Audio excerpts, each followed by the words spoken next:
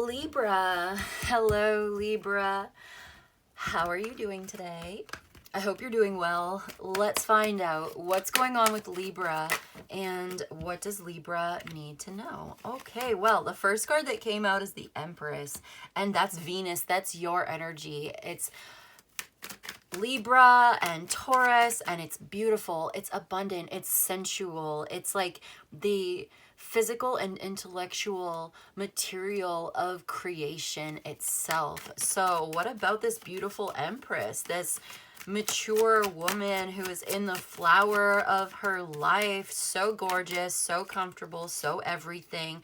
The Knight of Cups. Ooh, you have a suitor.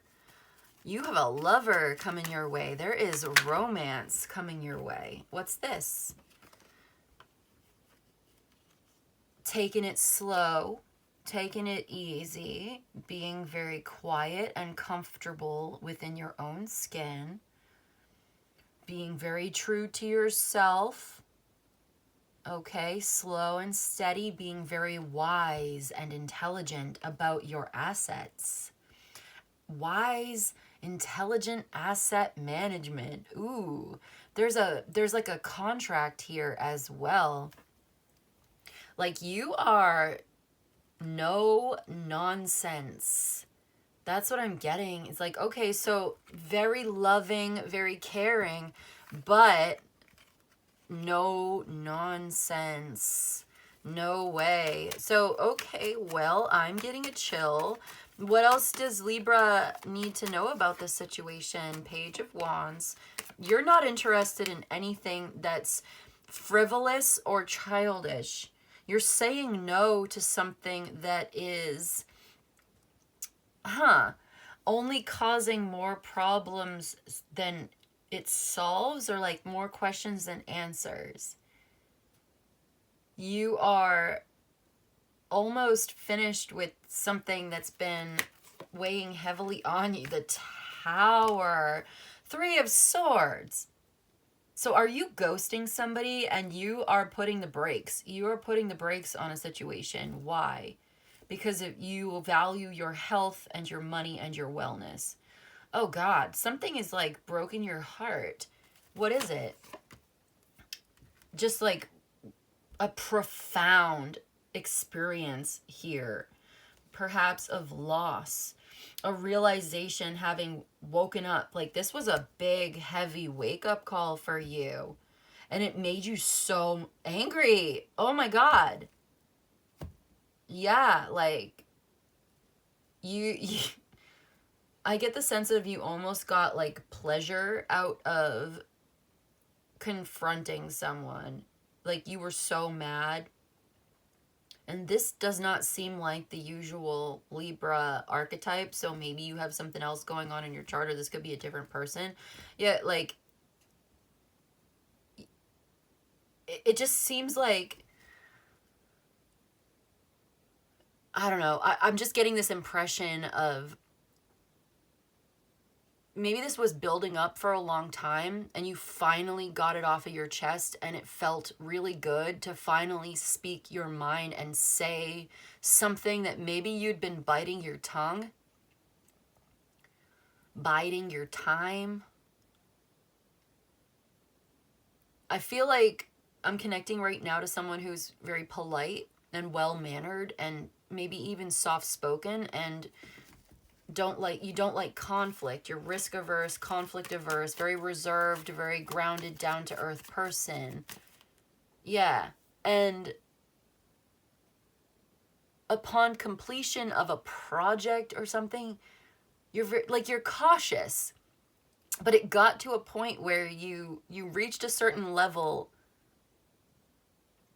This may just be a side note, but somebody finally got to speak their mind and say their piece, and it felt good. It actually felt really good to just like say it out loud to someone's face. Okay, let's keep it moving. Yeah, like, there's the Seven of Wands, the Five of Swords.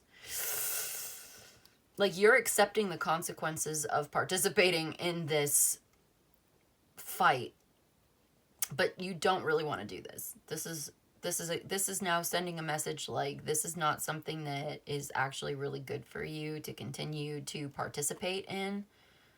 I'm sorry this didn't work out. So here you are trying to be prudent, cautious, and oh, there's a new love. New love, and it's very exciting. So what do we need to know about all of this for Libra, please? I feel like you have just like slammed on the brakes. Okay, here we go. 6 of Wands. Victory to those who overcome. So you're getting some victory and you're overcoming the situation. This is good. And there's support around you as well. Like this is ancestors from ancient times. Could be your ancestors supporting you. We're going to read from the book for that oracle. The 10 of Swords, dead end, betrayal, tragedy, defeat of spirit. So your ancestors, your spirit guides are helping you to overcome this 10 of Swords, this tragedy. The 9 of Cups. And so she drank her fill. So as you're overcoming this, you're drinking your fill. Nature is wonderful in her works. Mastery of skills brings profit. You're drinking your fill from this overflowing cup. Oh, this one has a story connected to it. Okay, so do you see the picture of this emblem? There's a raven. And the raven is so intelligent. So there's this big cup of water. And the raven is thirsty, but can't reach the water. And so what she does is she gathers little pebbles and one by one drops the little pebbles in the water so that the water level rises to meet her. And after doing this work of putting all of these pebbles into this cup here so that she can reach the water, she drinks her fill. She gets to drink it all. It's overflowing now. But it's as a result of being so smart and handling a challenge in a very intelligent, ingenious kind of way.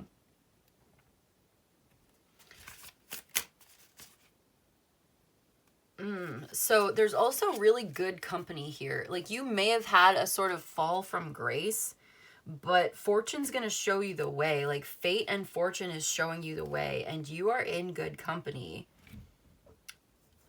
I'm going to read for the ancestors for you. Libra, what is the ancestors trying to say?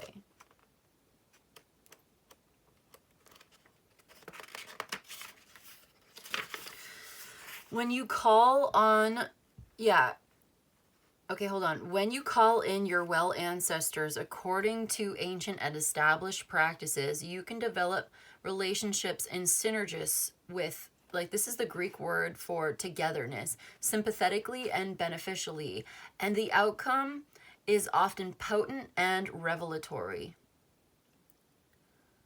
Synergos, like synergy. Is like, okay, so the Renaissance emblem and motto reads from ancient times. Connecting in with your family line ancestors or affinity non-family line, like soul tribe, can result in guidance and healing that works both ways. You are stronger and more magnificent when you can rekindle connection with those who came before you. The non-living beings who are present but not seen, healing past wounds, and cultivating happiness, growth, a sense of communion and fulfillment, germinating seeds of interest that you can cultivate, and growing a fertile environment for prospering. Ancestral work can help with overcoming self-doubt and negative conditioning.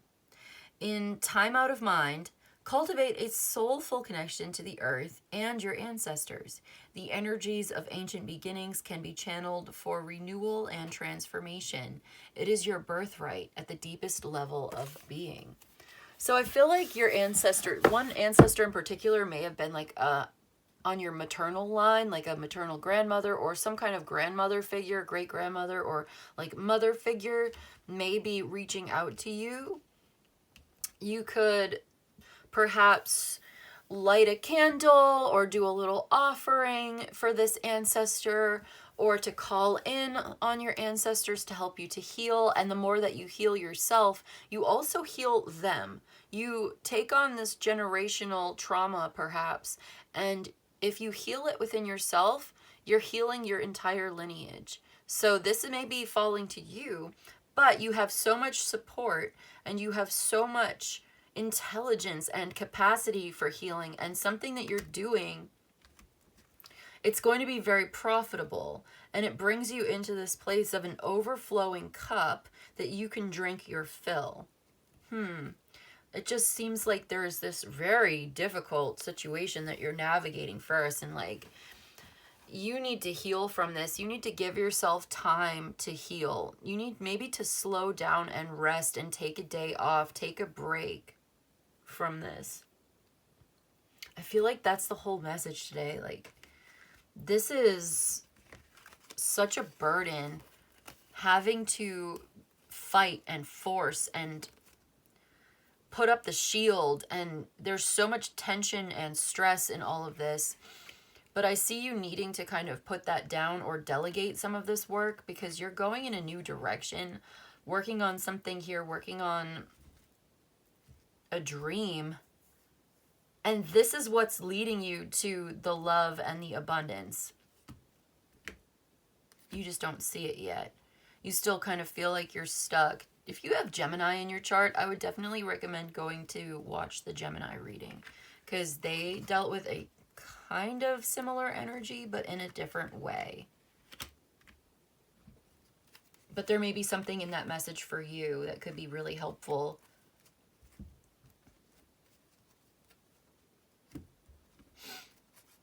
You have the strength and the courage and the endurance necessary to face this demon and to conquer this adversary and to resist temptation. Yeah, like, you have to have discipline and self-control. You may even be dealing with addiction of some kind, or like negative forces beyond your control. So the only thing you can do is really like control yourself. But with love and like gentle, calm self-control, not angry punishment. It's not about punishing yourself, blaming or condemning yourself. It's about loving those hurt parts of you. It's about loving that part of yourself and bringing yourself back around to health and wellness through care and time and attention.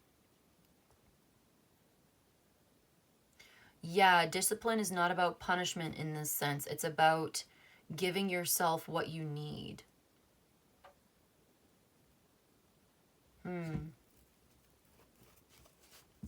But I see you finding that love within, and I see you finding that motivation and that power.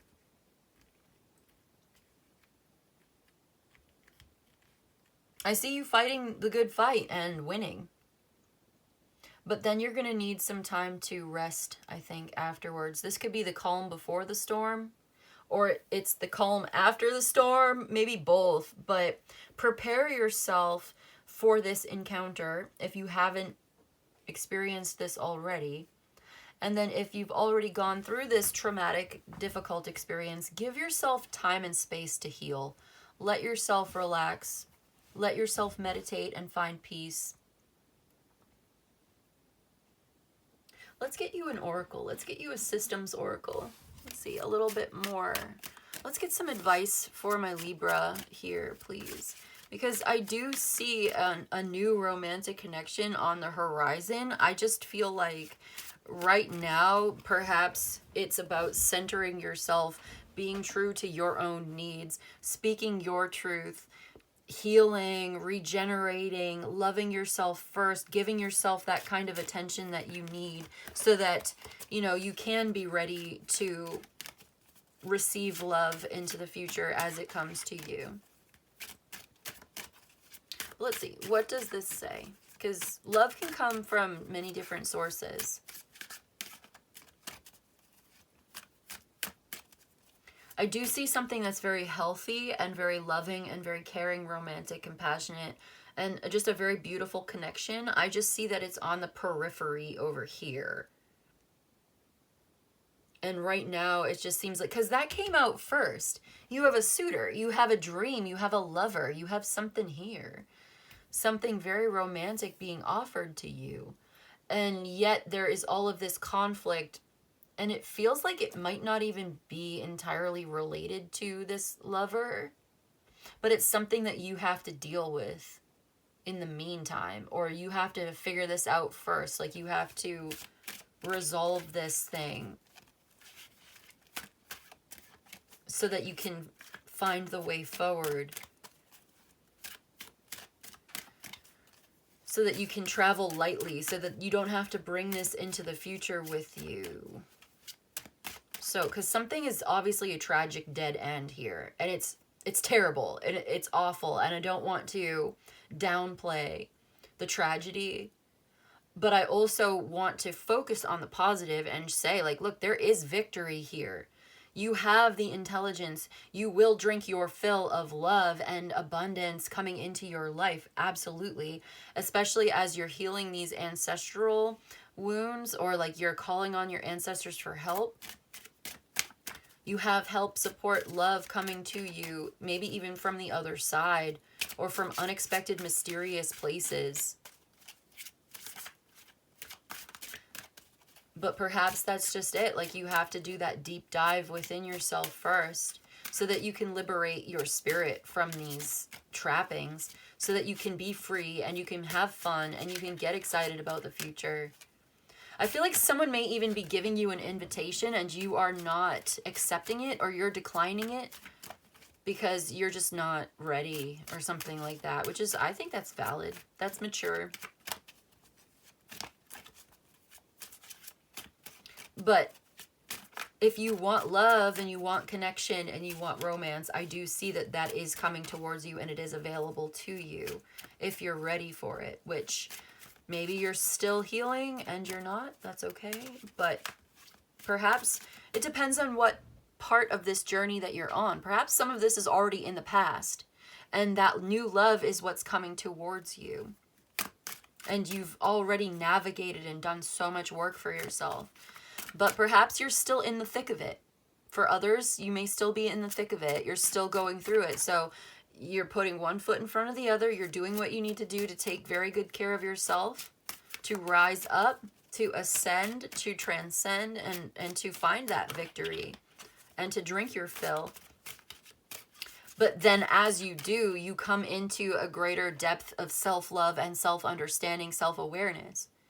And this self-love makes you so attractive. And this is how, you know, you are aligning and calling in this romantic connection. This is just, it feels really good. So yeah, I just think something has broken your heart and made you feel really angry and tense and stressed out. And so if you want to be comfortable and calm and relaxed and feminine, it's like you can't be in this like hectic tension, you know, that's not very receptive, right? It's difficult. It's almost impossible to be receptive if you're in that masculine shield. And so it's as you are able to kind of connect into your own femininity, connecting to your emotions, your passion, your love, your good vibes within yourself, finding that feminine center within, finding that receptivity within. Whether you're a man or a woman, it's like finding that heart space within and spending time in that, in introspection, meditation, being very calm and meditative and at peace within yourself. That's how you are like vibrating in alignment with a peaceful relationship, and you'll be able to show up in a very loving, supportive, giving and receiving romantic way. So that's what I see, like your health is being restored after all of this. You have some work to do. You may have some moving, traveling, you know, preparations. Like there are some things that you've got to do, and you want to be careful. You want to be cautious as you're navigating through this. So you don't want to jump ahead of yourself before you're really ready. But that's where I see it's all leading you to. Like this is almost over. Like this is not forever. This stress, This challenge is temporary. You are going into a new love relationship, a new sense of love and being in love within yourself. That emotional rebirth, renewal, and healing within yourself. And you're also attracting this kind of relationship. Okay. Magnetism. Exactly. Attracting like a magnet. This kind of relationship. And metamorphosis, as you go through the transformation, as you go through this metamorphosis within, you are magnetized in alignment with, okay, this relationship, yeah, that's coming into your life. I love it. So number 58, let's read. Magnetism. There's a message in this for you. Libra. Okay, attraction, intent, vibrating alignment, and resonance. The magnetism card represents the attractive and repulsive forces that shape our relationships, desires, and experiences. It invites you to examine the energy and intention behind your thoughts, words, and actions, recognizing that like attracts like in the universe's grand scheme.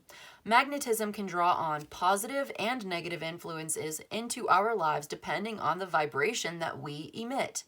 This card encourages you to cultivate a positive and loving magnetism to align your energy with your highest values and aspirations. Trust in the law of attraction to bring you the people, resources, and opportunities that resonate with your true self. I couldn't have said it better myself, am I right? Like, that is the perfect, capsulation of this reading, reiterating, repeating, confirming, and clarifying pretty much everything that we were trying to say. So that's beautiful. I love this deck. It's the Systems Oracle by Daniel Martin Diaz. So good. And so, you could be dealing with repulsion, lack of attraction, disconnection from the forces, and inability to draw desired outcomes. So this is advising you to recognize like attracts like, and maybe it's time for you to spend some time cultivating a positive, loving magnetism, because you have that within you. Get in touch with that heart. Get in touch with that love within yourself, and it shines through you, because you can give that to yourself and then it overflows and you can give it to others as well, but it starts within.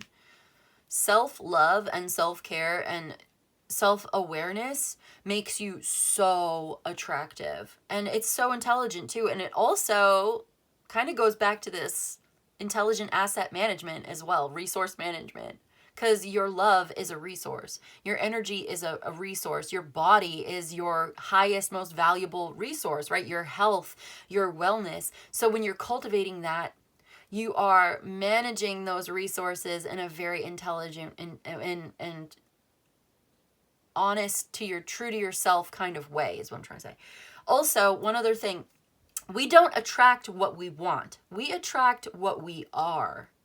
So, are you in alignment with what you want? Because desires are also very important. They inform us, obviously, of our purpose, of our intentions, but like, if you want something and you want to get that thing that you want, obviously, there is a wish fulfillment here, by the way. So you will be getting it. You got to ask yourself, like, am I in alignment with it? Am I being that thing? If you want love, you've got to be love, because you attract what you are. If you're hateful, you're going to attract hatefulness, right? So maybe it's not about blaming yourself. Okay, this is a subtle distinction, and I hope I can articulate it, because this is important, because it's not about denying your negative emotions. It's about feeling them so deeply, and also recognizing that they exist for a reason, to protect you, to preserve you, to inform you of what you need. Because you have needs, and your needs are valid. So if you're in some kind of pain, anger, suffering, heartbreak, it's because your needs are not being met. And don't worry about attracting more pain and suffering and heartbreak and anger just because you're feeling angry. No, take it for what it is, accept that part of yourself, and give it love. Love your anger. Love your hatred even. I'm serious. Love your negativity, because that's how you control it. That's how you find that calm, caring discipline. not by denying it or repressing it or forcing it away or pretending it doesn't exist or like trying to control it and change it by force. No, it's by softening, accepting it, feeling it deeply, diving into that crushing despair, giving it the space and honoring it as it deserves because you need it. And then you'll see it will dissolve. As you are taking care of your needs, you're not going to be angry anymore. You're not going to be upset or feeling negative anymore because you're taking care of yourself. And so it's like if you're hungry, you don't blame yourself for being hungry. You don't like deny your hunger. You know what I'm trying to say? Like you get something to eat and then the pain of being hungry goes away for a while until the next time you need to eat. So it's like, you know what I'm trying to say? Like if you have an injury, like if you have a cut on your arm, you don't like point your finger at the cut and go, ew, you're gross, I hate you, I'm going to ignore you. This ugly cut on my arm this cut is ugly and it makes me look bad. So I'm just going to wear long sleeves and ignore it and pretend it doesn't exist because I'm uncomfortable looking at it. No, you get some bacitracin, clean it out, put a little Neosporin in a Band-Aid, and give it what it needs to heal so that it's not an open wound anymore. It's painful because it's a wound. It needs care. You get it. I'm not trying to lecture. It's just like, I feel like this is an important message for somebody that probably needs to hear it. If not you, then for someone else. Like, take what's meant for you, leave the rest for whoever it belongs to. It's just like, sometimes we get that kind of confused, like, oh, negative emotions, let's just like focus on the positive. But that can be toxic too if we're not paying attention to our own needs, because negative emotions exist for a reason. But that said, handle those shadow side, integrate that shadow side, handle and deal with those wounds, give it what it needs so that you don't need to pay attention to it anymore. So you don't have to focus so much on it anymore. Heal your broken heart so that it's not broken anymore.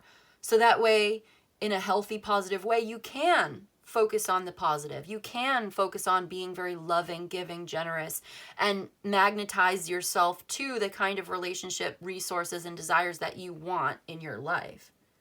That makes sense? You have a broken arm, you want to play tennis, heal your broken arm first so that you can get back out there and play some more tennis.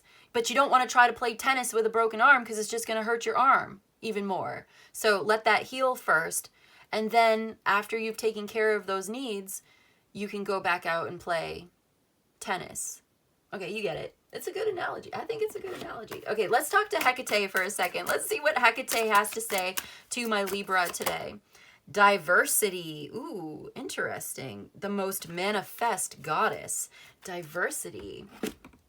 Let's see what she has to say. Number 26. It says, we no longer live in an ancient romanticized world, and neither does the goddess. She is a goddess of all the ages. She is still relevant to her many followers today. Whether she comes to you as a virginal maiden or a wizened crone, animal-headed and primal or ethereal and nurturing, she is still the goddess. Take the time to explore and understand her mysteries and her forms. Find the balance between history and personal gnosis that influences your experience. That's so different. But you know what? The goddess is the empress too. So this goddess energy, it's like getting more knowledgeable about your own goddess, connecting with her and learning from her.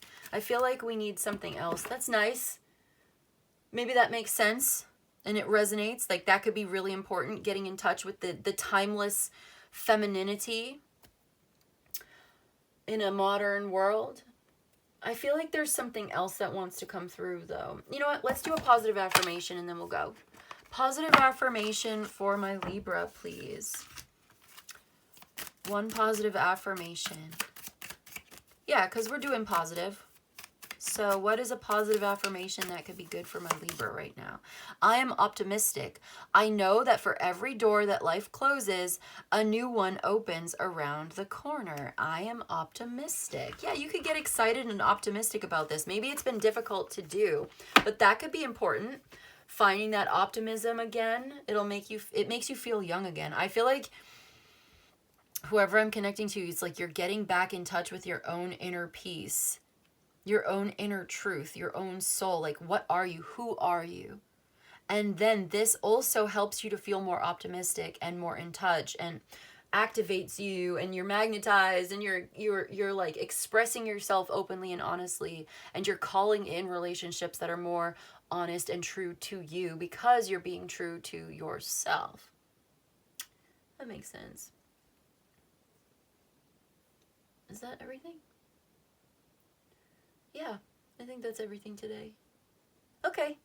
Well, that's what I've got for you today, Libra. I hope this was helpful. I hope it was of service to you. If you enjoyed this and you'd like a personal reading, my email's in the description box below. You can email me. I'll let you know how it works. You let me know what you need. But in any case, I just want to say thank you so much for joining me today.